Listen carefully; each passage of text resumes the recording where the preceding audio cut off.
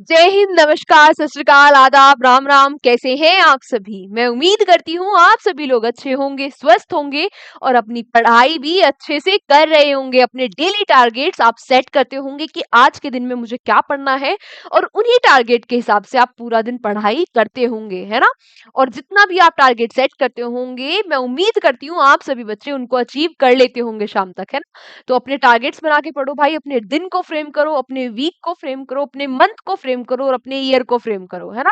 कि साल में क्या-क्या करना है। अगर सारी चीज़ें फ्रेम करके आगे चलोगे, तो कुछ भी कियोस नहीं होगा ज़िंदगी में, सारी चीज़ें स्मूथ चलेंगी। तो मैं निकिता चौधरी स्वागत करती हूँ आप सभी का हमारे एग्ज़ाम जर्नी परिवार में। आज के सेशन में हम क्या कवर करेंगे? कल तक के 10 करंट अफेयर्स के इम्पोर्टेंट क्वेश्चंस को मात्र 10 मिनट में कवर करेंगे। इसी बात पर फटाफट से अपने सेशन को स्टार्ट कर देते हैं। आज की हमारा पहला क्वेश्चन है या पहले क्वेश्चन से पहले कुछ इंपॉर्टेंट इंफॉर्मेशन। क्या इंपॉर्टेंट इंफॉर्मेशन? भाई, करंट अफेयर्स के लिए योद्धा मैगजीन लॉन्च होने जा रही है। क्या है ये? इसमें 2024 के सारे करंट अफेयर्स के क्वेश्चंस आपको सेक्शन वाइज मिल जाएंगे। मतलब मतलब कि सारे नेशनल अफेयर्स के क्वेश्चन एक जगह मिल जाएंगे, स्पोर्ट्स के एक जगह, स्पोर्ट्स में भी क्रिकेट, टेनिस, ऐसे अलग अलग करके सारे स्पोर्ट्स के क्वेश्चन मिल जाएंगे। कौन पर्सन न्यूज में रहा वो सब एक जगह, appointments, international, national, economics, defence, basically सारे ही क्वेश्चन जो इम्पोर्टेंट है 2024 के, वो आपको इस मैगजीन में सेक्शन वाइज मिलेंगे। उसके साथ साथ क्या रहेगा इस मैगजीन में स्पेशल? आपको टॉप जो 100 क्वेश्चन है वो प्रैक्टिस के लिए भी मिलेंगे एमसीक्यू फॉर्म में। ये मैगजीन कब मिलेगी, कहाँ मिलेगी, कैसे मिलेगी, इस पर बहुत ही जल्द हम बात करेंगे। तो चलो पहले देखते हैं अपना इस क्लास का पहला क्वेश्चन। क्या है हमारा आज का पहला question? Which state will National Saras Mela 2025 be organized? क्या पूछा आपसे? आपसे पूछा कि जो राष्ट्रीय सरस मेला है इसका 2025 में आयोजन कहाँ पर किया गया? तो ये ऑर्गेनाइज किया गया कहाँ पर? केरला में। केरला में ये कब से कब तक ऑर्गेनाइज कराया जाएगा? तो ये 20 जनवरी से 31 जनवरी तक केरला के जो चेंगानुर म्युनिसिपल स्टेडियम है, यहाँ पर इसका आयोजन होगा। बात करें कि मैम ये ऑर्गेनाइज किसके द्वारा कराया जाता है, तो ये ऑर्गेनाइज होता है किसके तहत? जो कुतुब श्री मिशन है उसके तहत। अब ये क्या है? तो देखो 1998 में 1998 में पॉवर्टी को इरेडिकेट करने के लिए, वुमेन एम्पावरमेंट के लिए, यानी कि 1998 में गरीबी को खत्म करने के लिए और महिलाओं के सशक्तिकरण के लिए इस मिशन को लॉन्च किया गया था। उसी के तहत ये सरस मेला लगाया जाता है। इसका सरस मेले का क्या ऑब्जेक्टिव है? तो इसका ऑब्जेक्टिव है जो रूरल प्रोडक्ट्स है, जो ग्रामीण उत्पाद है, उनको एक इंटीग्रेटेड यानी कि एक एकीकृत प्लेटफॉर्म पर रिप्रेजेंट करना इसका मोटिव है। बात करें केरला के बारे में तो पी विजयानंद यहाँ के सीएम है और राजेंद्र अर्लेकर यहाँ के गवर्नर है। इस बात को भी आप याद रखना। क्वेश्चन आपसे क्या पूछ रहा है?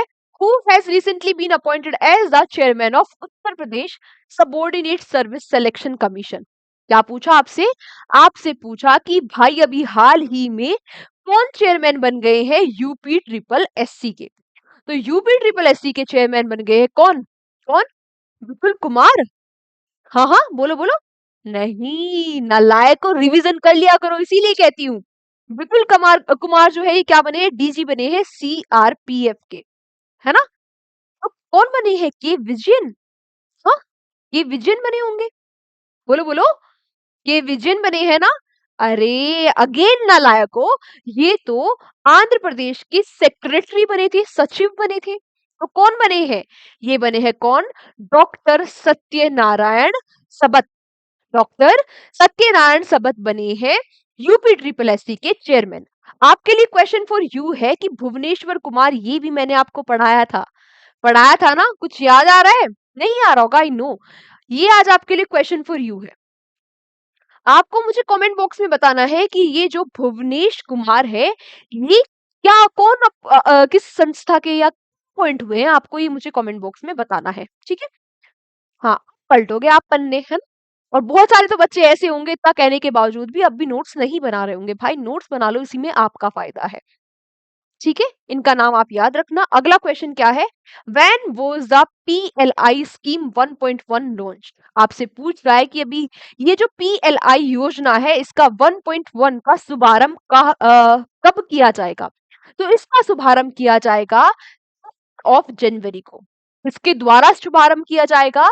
जो हमारे यूनियन मिनिस्टर है स्टील एंड हैवी इंडस्ट्री के श्री एच डी कुमार स्वामी, इनके द्वारा इस स्कीम को लॉन्च किया जाएगा 6 जनवरी को। कहां पर? विज्ञान भवन में, न्यू दिल्ली में। इस बात को भी आप याद रखना। अब मैम ये पीएलआई क्या है? पीएलआई मतलब प्रोडक्शन लिंक्ड इंसेंटिव्स। क्या मतलब हुआ? देखो ये जो पीएलआई का कॉन्सेप्ट है, ये जब लॉकडाउन लगा था 2020 में, तब ये जो कॉन्सेप्ट है पीएलआई का ये इंट्रोड्यूस हुआ था। मतलब क्या हुआ? मतलब ये हुआ कि जो घरेलू जो प्रोडक्ट्स बनाए जाते हैं, जो भी कंपनी उन प्रोडक्ट्स को सेल करेगी, उसको इंसेंटिव्स दिए जाएंगे। इसका ये मतलब है, ये स्कीम इसलिए है। और इसका 1.1 वर्जन 6 जनवरी से लॉन्च किया जाएगा। इसके द्वारा एच डी कुमार स्वामी जी के द्वारा, इनका नाम आप याद रखना। अगला क्वेश्चन पूछ रहा है क्या? Where was the international flower exhibition organised recently? ये जो अंतरराष्ट्रीय पुष्प प्रदर्शनी है, ये कहाँ पर इसका आयोजन किया जा रहा है? आपसे ये पूछ रहा है। तो इसका आयोजन किया जा रहा है गुजरात में। गुजरात में भी कहाँ? अहमदाबाद में। और अहमदाबाद में भी कहाँ? जो साबरमती रिवर फ्रंट है, वहां पर इसका आयोजन किया जा रहा है, याद रखना। अगला, what is the name given to the new generation of children born after the year 2025?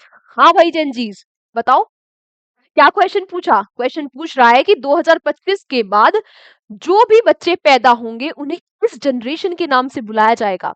हाँ, आपको तो ये नहीं पता कि आप जेनजी हो। ज्यादातर क्या, मेरे हिसाब से 99% जो बच्चे देख रहे होंगे वो जेनजी ही होंगे। हम, ये क्या होता है? हो, ये क्या होता है? चलो समझते हैं। देखो 2025 के बाद जो भी बच्चे पैदा होंगे वो कहलाएंगे जनरेशन बीटा, यानी कि जेन बीटा। ठीक है, याद रखना। तो मैम उससे पहले वाले क्या कहलाते हैं? उससे पहले वाले कहलाते हैं जनरेशन अल्फा। लिखा था शायद, हाँ, जनरेशन अल्फा। ये कौन होते हैं? 2013 से 2024 तक जो बच्चे पैदा हुए वो कहलाते हैं जनरेशन अल्फा। तो हम क्या है? आप हो जेनजी। और जेनजी मतलब जो भी 1997 से 2012 तक पैदा हुए वो कहलाते हैं जेनजी, यानी कि जनरेशन जी। है ना?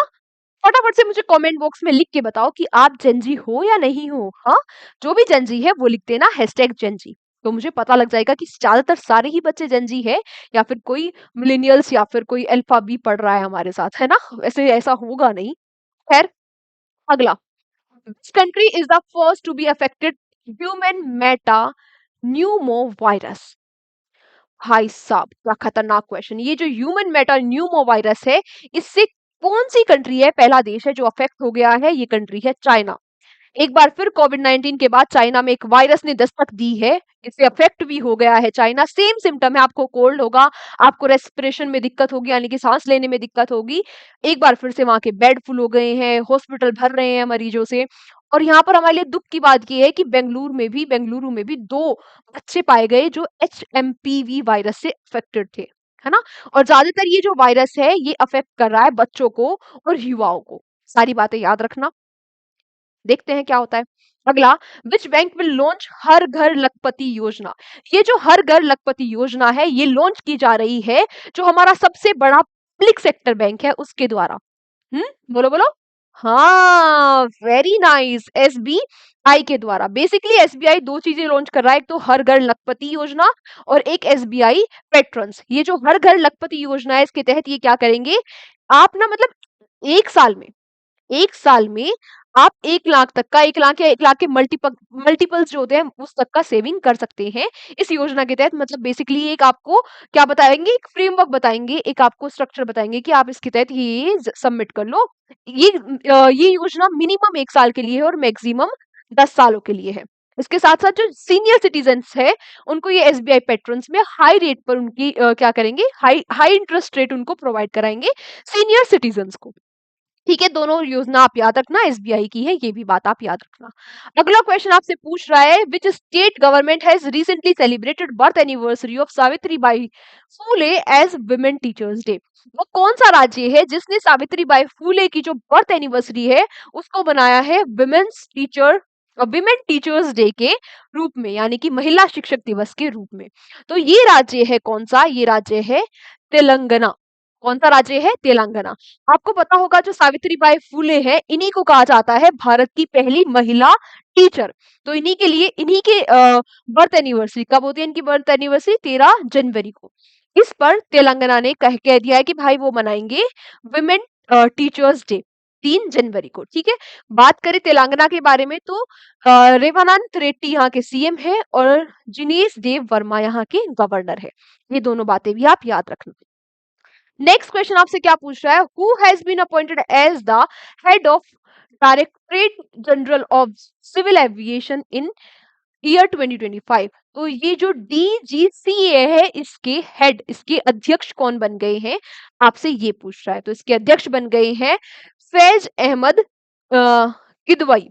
ऐसे जो अलग सी ऑर्गेनाइजेशन होती है, जैसे आपने रेयरली इसके बारे में कभी पहले सुना होगा डीजीसीआई के बारे में, तो इनके अध्यक्ष काफी पूछ लेता है ना, और एसएससी के तो ऐसे क्वेश्चन फेवरेट होते हैं।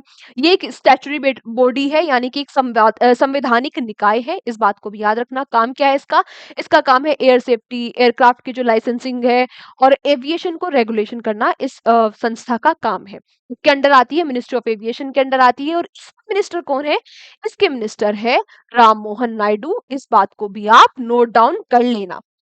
आज का हमारा लास्ट क्वेश्चन क्या है? Who has been declared who has been declared mascot for the kho kho world cup 2025 to be held in India? ये जो अभी 2025 में खो खो वर्ल्ड कप होने वाला है इंडिया में, इसके ब्रांड एम्बेसडर कौन है? हाँ, मैंने आपको पढ़ाया था ना, कौन है? सलमान खान। याद रखना। इसका मैस्कॉट भी अभी रिवील कर दिया है। 2025 में इंडिया में हो रहा है ना? इसका मैस्कॉट भी रिवील कर दिया है। आपसे पूछा है कि इसका मैस्कॉट है क्या? इसका मैस्कॉट है तेजस और तारा। यहाँ पर तेजस का मतलब क्या है? तेजस किसका सिंबलाइज कर रहा है, किसका प्रतीक है? ये है ब्रिलियंस और एनर्जी का। ये भी पूछ लेगा, ये भी नोट डाउन कर लेना।